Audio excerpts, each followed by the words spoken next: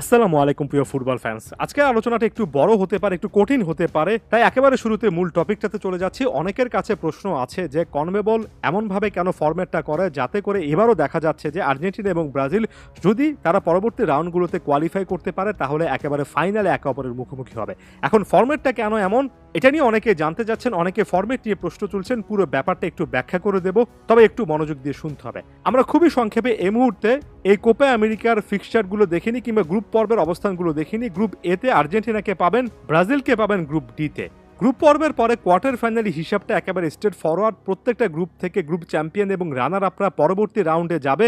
Quarter ফাইনালে group এর সঙ্গে গ্রুপ বির হিসাব, অন্যদিকে গ্রুপ সির সঙ্গে গ্রুপ ডি এর হিসাব। অর্থাৎ গ্রুপ এ এর চ্যাম্পিয়ন যদি আর্জেন্টিনা হয় তাহলে তারা গ্রুপ বি এর রানার আপ দলের বিপক্ষে কোয়ার্টার ফাইনালে ম্যাচটা খেলবে। অন্যদিকে যদি আর্জেন্টিনা গ্রুপ রানার আপ হয় তাহলে তারা গ্রুপ বির চ্যাম্পিয়ন দলের বিপক্ষে খেলবে। অন্যদিকে ব্রাজিলের ক্ষেত্রে হিসাবটা গ্রুপ সি এর সঙ্গে, ব্রাজিল গ্রুপ সি চ্যাম্পিয়নের বিপক্ষে খেলবে যদি ব্রাজিল গ্রুপ ডিতে রানার আপ হয়, আর যদি ব্রাজিল গ্রুপ ডিতে চ্যাম্পিয়ন হয় তাহলে তারা গ্রুপ সির রানার আপ দলের বিপক্ষে খেলবে। এরপর সেমিফাইনালেও কিন্তু গ্রুপ এ আর বির মধ্যে থাকবে, অন্যদিকে গ্রুপ সি এবং ডির মধ্যে থাকবে। অর্থাৎ গ্রুপ এ এবং বি থেকে উঠে আসা চারটা দল কোয়ার্টার ফাইনালে যে দুটো ম্যাচ খেলবে সেখানে যারা উইনার হবে তারা সেমিফাইনালে একে অপরের মুখোমুখি হবে। অন্যদিকে গ্রুপ সি এবং ডির মধ্যে যে চারটা দল কোয়ার্টার ফাইনাল যাবে সেখান থেকে যে দুটো দল সেমিফাইনালে কোয়ালিফাই করবে তারা নিজেদের মধ্যে ম্যাচ খেলে শেষ পর্যন্ত ফাইনালে যাবে। অর্থাৎ এখানে আর্জেন্টিনা কিংবা ব্রাজিল যদি একজন গ্রুপ এ এবং একজন এত দূরে গ্রুপ ডিতে না থেকে একজন গ্রুপ এতে থাকলে অন্যজন গ্রুপ বিতে থাকতো, কিংবা একজন গ্রুপ সিতে থাকলে অন্যজন গ্রুপ ডিতে থাকতো, পাশাপাশি দুটো গ্রুপে থাকতো, তাহলে পরবর্তী রাউন্ডগুলোতে আর্জেন্টিনা এবং ব্রাজিল একে অপরের মুখোমুখি কিন্তু হতো। সো এখন মূল প্রশ্নটা তাহলে দাঁড়ায় যে আর্জেন্টিনা এবং ব্রাজিল পাশাপাশি দুটো গ্রুপে কেন নেই, কেন তাদের মধ্যে গ্রুপে এত বেশি একটা ডিফারেন্স আছে?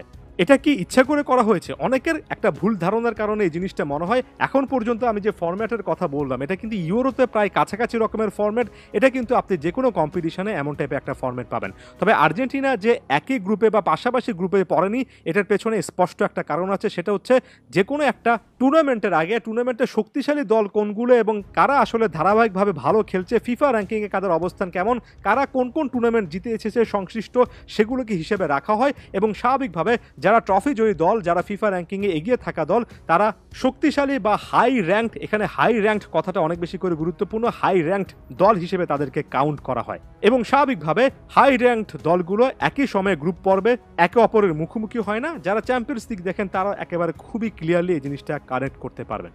এই মুহূর্তে স্ক্রিনে আপনারা একটা ছবি দেখছেন যেখানে বিভিন্ন পটের কথা বলা হয়েছে, পট 1, পট 2, পট 3, পট 4। এখানে পট 1-এ সবচেয়ে হাই র্যাঙ্কড দলগুলোকে রাখা হয়েছে।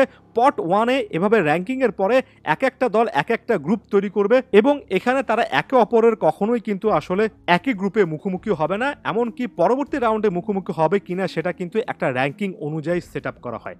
পট 1-এ আর্জেন্টিনা এক নম্বর দল হিসেবে আছে, তারা কিন্তু বর্তমান কনমেবল অঞ্চলের চ্যাম্পিয়ন হিসেবে এবারের গ্রুপ এটা সূচনা করেছে। এটাকে সিডিং বলে এবং ড্রয়ের ক্ষেত্রে সিডিং শব্দটা অনেক বেশি করে ইম্পর্টেন্ট। অর্থাৎ আর্জেন্টিনা গ্রুপ এতে সিট করেছে কোপা আমেরিকা চ্যাম্পিয়ন হিসেবে। অন্যদিকে মেক্সিকোকে আপনার হয়তো অনেক হাই র্যাঙ্ক দল বলে মনে হবে না, তবে মেক্সিকো কিন্তু কনকাকাফ অঞ্চলের কোপা আমেরিকা যেটাকে বলা হয় সে কনকাকাফ গোল্ড কাপ চ্যাম্পিয়ন, অর্থাৎ সেখানে জাতীয় দলের কম্পিটিশনের চ্যাম্পিয়ন উত্তর আমেরিকায়, যে কারণে তাদেরকেও কিন্তু পট 1-এ একটা হাই র্যাঙ্ক দল হিসেবে রাখা হয়েছে। কনমেবল কোপা আমেরিকা ট্রফির পরে কনকাকাফ গোল্ড কাপ ট্রফিটাকে মূল্যায়ন করা হয়েছে এবং মেক্সিকো সেজন্য গ্রুপ বি তে সিট করেছে। গ্রুপ সি তে ইউনাইটেড স্টেটস কিন্তু শুধুমাত্র স্বাগতিক হিসেবে সিট করেনি, বরঞ্চ 2023 সালের অক্টোবর পর্যন্ত ফিফা র্যাঙ্কিং ক্যালকুলেট করা হয়েছে। সে সময় কনকাকাফ অঞ্চলে ফিফা র্যাঙ্কিংয়ে সবচেয়ে এগিয়ে থাকা দেশ কিন্তু যুক্তরাষ্ট্র ছিল এবং সে কারণে তারা গ্রুপ সি তে ডিরেক্ট ঢুকে পড়েছে, অর্থাৎ সিট করেছে। অন্যদিকে ব্রাজিল গ্রুপ ডি তে সিট করেছে। 2023 অক্টোবর পর্যন্ত, যেহেতু ওই সময়টার পরে আসলে ড্রটা করা হয়েছে, ওই সময়টা পর্যন্ত ফিফা র্যাঙ্কিংয়ে তাদের অবস্থান পঞ্চম ছিল, এখন হয়তো বা চতুর্থ। তারা কনমেবল অঞ্চলে আর্জেন্টিনার পরে সেকেন্ড হাইয়েস্ট র্যাঙ্ক টিম ছিল, যে কারণে তারা গ্রুপ ডিটাতে গিয়ে সিট করেছে কিংবা গ্রুপ ডিটা ওপেন করেছে।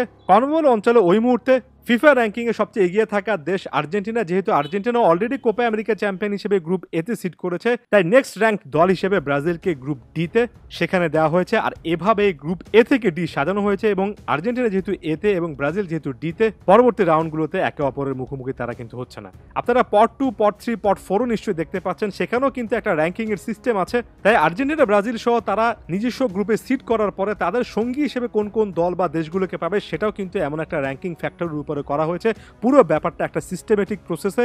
ব্যাপারটা আসলে এমন নয় যে ইচ্ছা করে আর্জেন্টিনা এবং ব্রাজিল যাতে করে ফাইনালে একে অপরের মুখোমুখি হয় সেজন্য এটা করা হয়েছে। 2019 সালের কোপা আমেরিকাতেও কিন্তু আর্জেন্টিনা ব্রাজিল সেমিফাইনালে মুখোমুখি হয়েছিল। তাই ইচ্ছা করে এমন টাইপের প্ল্যানিং করা হয়েছে যাতে করে আর্জেন্টিনা এবং ব্রাজিল ফাইনালে একে অপরের মুখোমুখি হয়। ব্যাপারটা আসলে এমন নয়। এমন যদি প্ল্যানিংও করা হয় ওই সময়তে আসলে যে ফ্যাক্টরগুলোকে ইনক্লুড করা হয়েছে সেটার অ্যানাউন্সমেন্টটা অনেক আগে এসেছে। সবকিছু একটা র্যাঙ্কিং একটা সিস্টেমের মাধ্যমে কিন্তু হয়েছে। আশা করছি অনেকেই বুঝতে পেরেছেন। ধন্যবাদ সবাইকে।